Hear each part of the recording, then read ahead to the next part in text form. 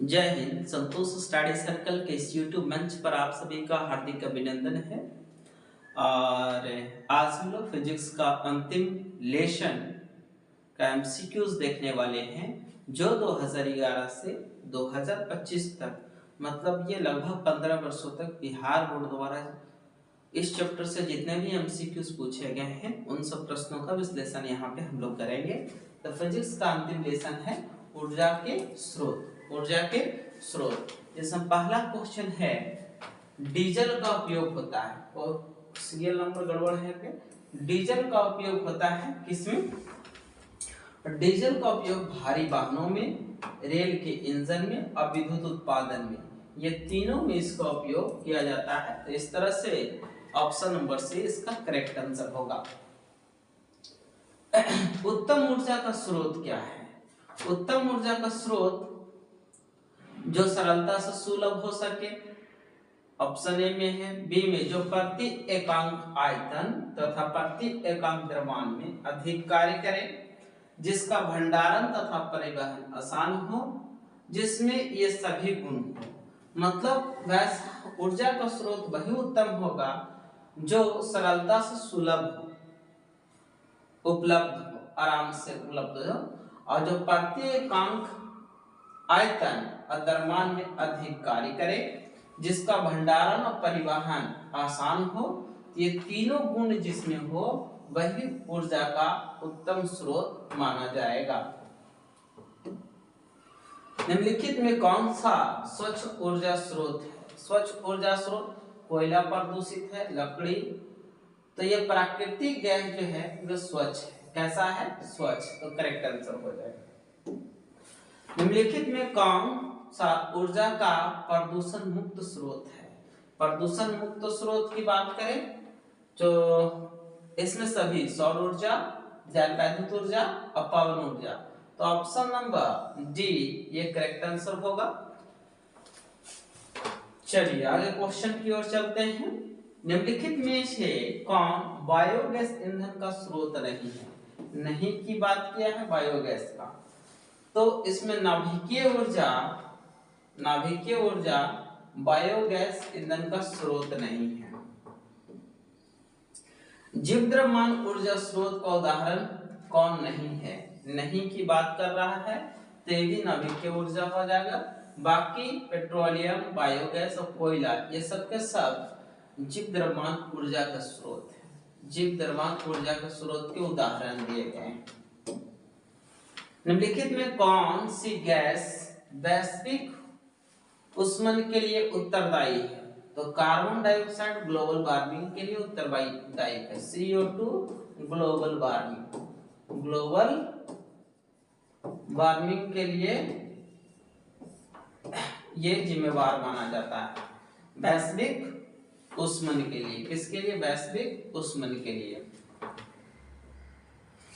गर्म जल प्राप्त करने के लिए हम सौर जल तापक का उपयोग किस दिन नहीं कर सकते हैं?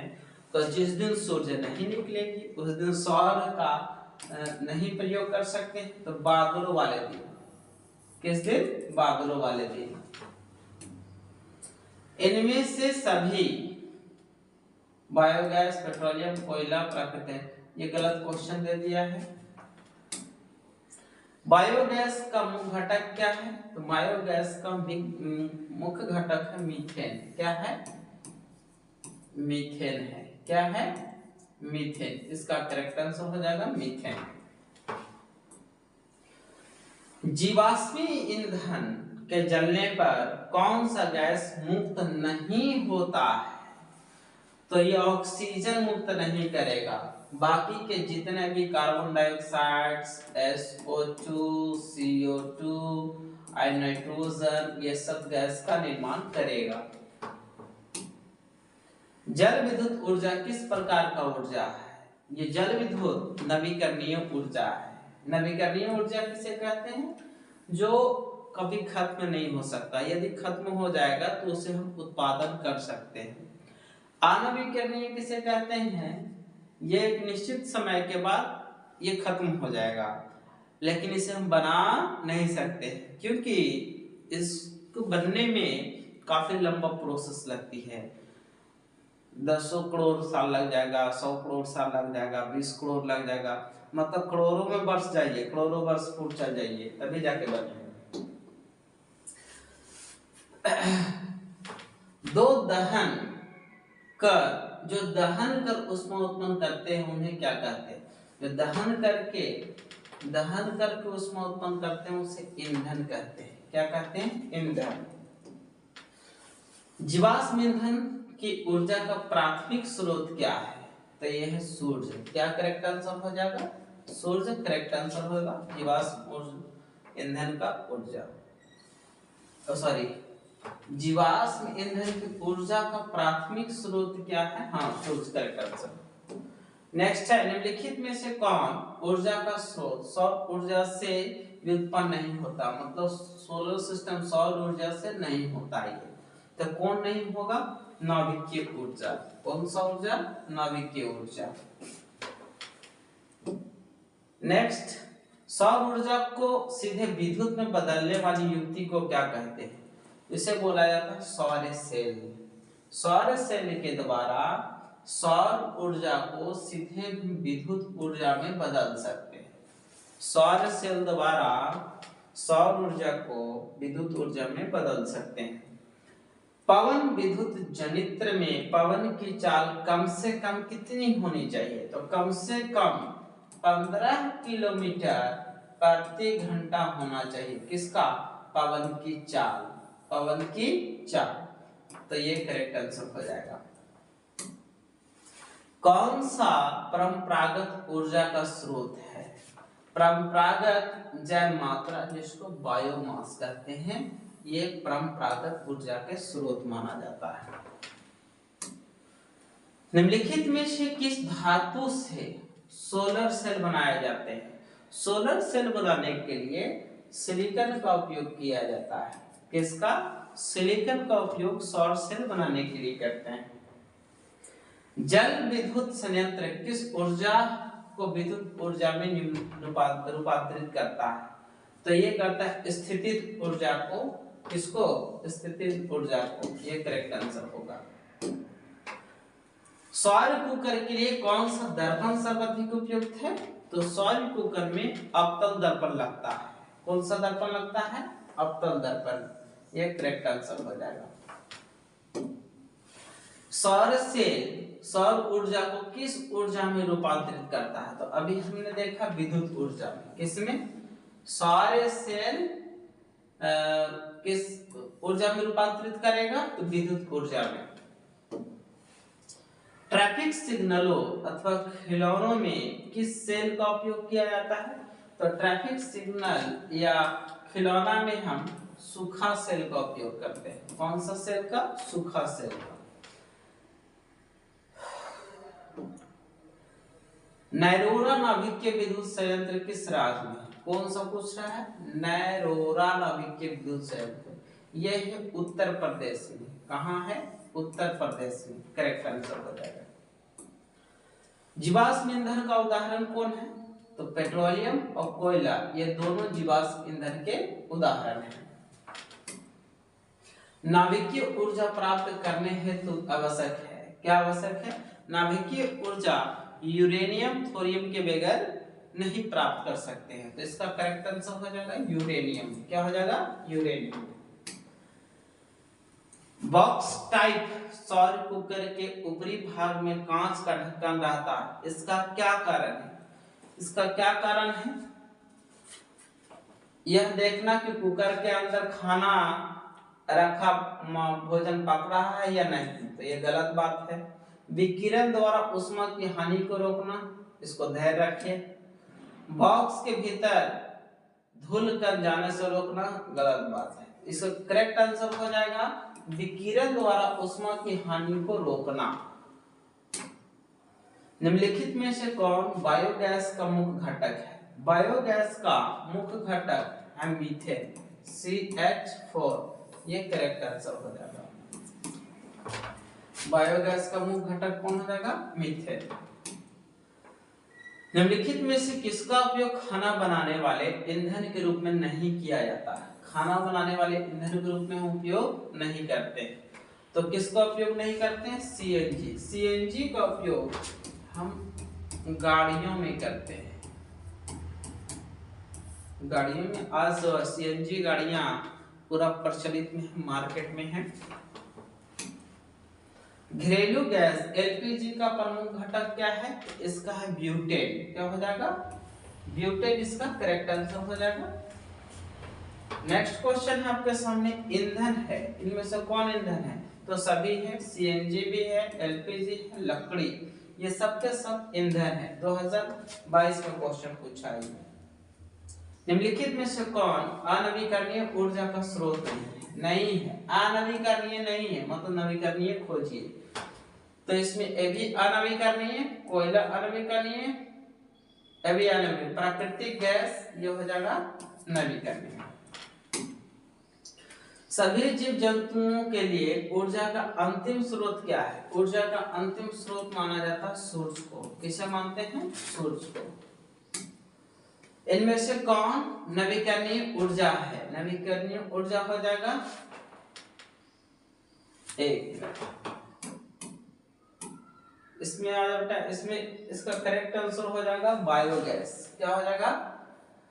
अनवीकरणीय, इनवीकरणीय, बायोगैस इसका करेक्ट आंसर हो जाएगा।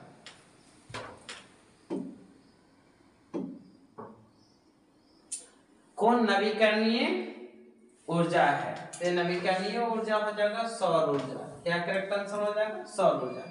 प्राकृतिक गैस, पेट्रोलियम और कोयला, तीनों के तीनों अनवीकरणीय ऊर्जा का स्रोत है।